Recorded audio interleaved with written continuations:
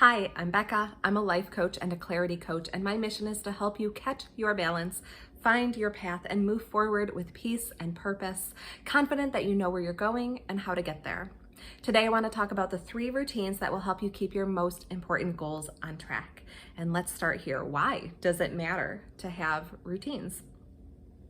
If you've ever created a brilliant plan only to forget about it 2 days later in the rush and crush of daily life, then you already know what I mean. I will share a little bit of my story and see if it resonates. I have kind of gone back and forth over the years at either being really good at the big picture planning. I was really good at setting goals and would have a gorgeous monthly plan, but then wouldn't look at it again until the following month when I sat down to plan. And then other times I was really good with my daily to-do list. I had a lot of balls up in the air and I was pretty good at sort of managing whatever was right in front of me, making the list, checking things off, keeping it moving, but then I wouldn't step back and look at the big picture. And so I was still being caught by surprise, and I wasn't doing that very important planning of asking what is going to move the needle, what is going to make this better long term. I wasn't looking at the big picture goals. And so we need both, and that's what these 3 routines are going to help you do. They're going to help you do the big picture planning and the daily, more nuanced planning and everything in between, because the thing is, you can't just make a plan in the beginning of the month and expect that you're just gonna check off boxes all month long. That's not how life works, and you know this. You also can't just do those daily to-do lists. You need to have opportunities to step back, to tune out the noise, to figure out what is really important and consciously choose some yeses and nos. Because in the rush and crush of daily life, it's just too hard to do that. Let's start with the monthly setup. And the first thing we have to do here is talk about non-negotiables.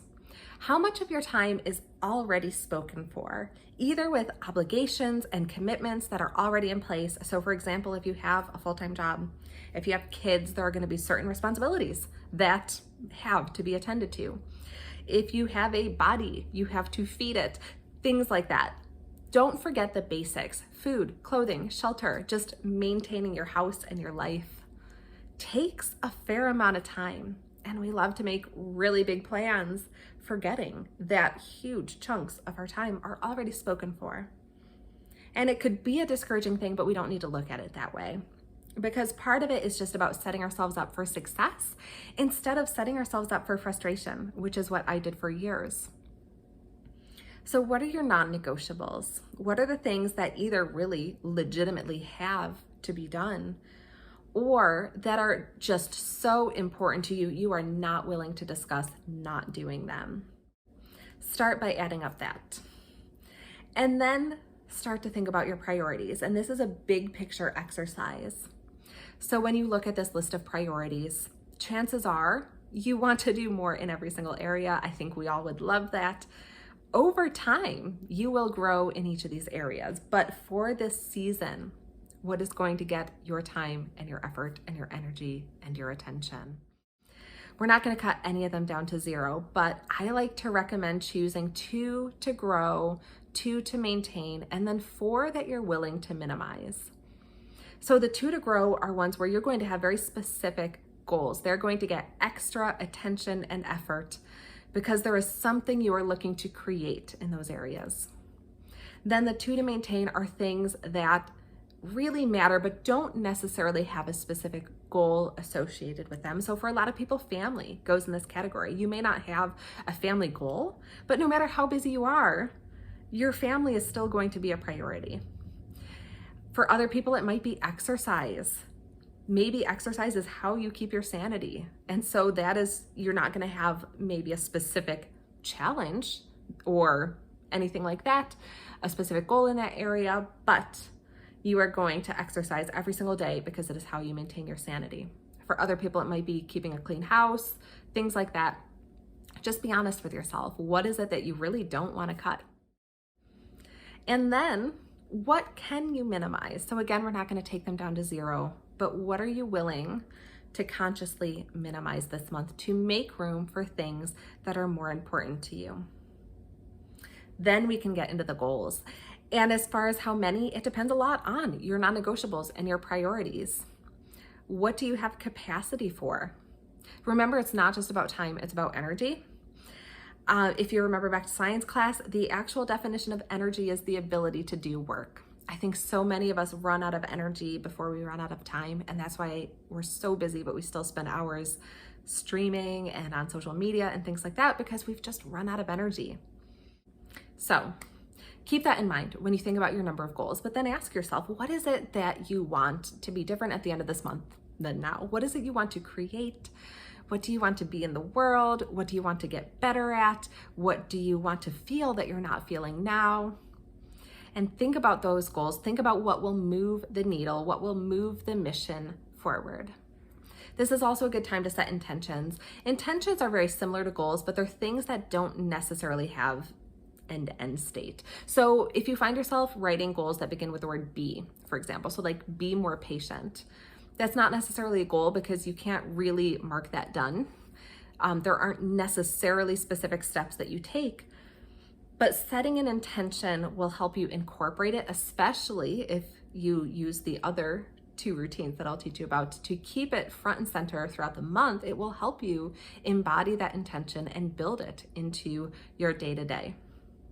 Next up is your weekly setup, and this is where you start to connect the big picture planning to the daily actions. Begin with reflecting on your goals and your priorities and ask, have I been keeping them? And if so, how's it going? Is it producing the result I want? Sometimes we can get a little twisted up here expecting instant results, and that's not always realistic, but there's usually some feedback right away that we can take and we can incorporate. And then refocus. Ask yourself, where do I need to realign to my priorities, realign to my goals, and then begin to make a cohesive plan for the coming week. Look at your calendar, look at what's coming up, look at your master list, look at your monthly plan, and create a general outline for the week. I don't like to get too granular at this point because things are going to come up, but when you have a general idea of what you're going to do which days, it allows you to reality check whether your plan is realistic, and it gives you a major head start on your to-do list because I don't know if you've ever noticed, for me at least, it gets harder as the week goes on because you have less and less energy. And that planning takes energy. It also in the long run saves energy because when you sit down to work, you know what to do. You're not spending energy sort of waffling back and forth between ideas, between should I do this, should I do that, should I do the other thing? That drains energy too. But when you have been putting out fires all week, it gets harder and harder to create that plan for Thursday, Friday, Saturday. And so give yourself that head start, but also leave some room for things that are going to come up. We need to normalize margin because things always come up. And you know what? If you have a free hour, you don't necessarily owe it to anyone. So normalize margin. This is also a great opportunity to proactively follow up when needed. When I was a boss, this was a major thing because all the time I was finding that I would create a plan and communicate it, but then just assume that it was going to be done, and everybody else is busy too. And so that weekly touch point to just say, hey, happy Friday, any news on whatever it is that I'm waiting on. And then it's friendly, it's proactive, and it keeps them from being blindsided when the deadline is looming. So, weekly setup. Looking back, have you been keeping your goals and your priorities? How's it going? And then creating a cohesive plan for the coming week. Last up is the daily setup. I like to do this in the afternoon so that the next morning when you sit down to work, you can get started immediately on the most important things because the days get away from us so easily. And so at the end of the day, take a moment to reflect, ask what got done, what didn't get done, what has come up that needs your attention. Do the things not done really, truly need to be done? And if so, by when? And then create your to-do list for tomorrow. This is also a great time to just tie up loose ends and go through any random notes. So maybe you're in a meeting and an action item came up, but it's not due for 2 weeks or something like that. So rather than putting it on your to-do list and moving it from today's to tomorrow's to the next day's for a week and 6 days, put it on your master list and come back to it in your weekly setup the next week. And then it's not distracting you, it's not stressing you out. You know you'll get to it. You have that process. So tie that into your afternoon routine. Looking at all those little notes you wrote throughout the day, all the things that came up, make sure that they are in the right place so that they will get done by the time they need to get done, but won't be distracting you in the meantime. Write out tomorrow's to-do list and then rest well. Close the books on the day and mentally clock out. I think especially right now with so many people still working from home or having these hybrid structures, it's harder and harder to really mentally end the day. And I'll be honest, this is the biggest challenge for me with this afternoon routine because it's like I'm resistant to calling the day done. But I've learned that I'm so much healthier when I do. When I say, this is how long I'm going to work today. And now I am wrapping up today. Whatever didn't get done is, I know when it's gonna get done, or I've made my peace with the fact that it's not gonna get done. And then I can go about my evening and have that transition and rest well, because you need rest. You are made with an ability to be productive and it's awesome, but you are also made with a need for nourishment and connection and rest. And it is wonderful and more than okay to make time for those things as well. So afternoon routine, close the books on the day, rest well. So those are the 3 routines that will help you keep your most important goals on track. You'll have your monthly setup for the big picture planning where you can consciously choose what is most important to you. You'll have your daily to-do lists, and you'll have the weekly setup that tie them together so that you can flex and adapt and keep coming back on track no matter how many times you get pulled off.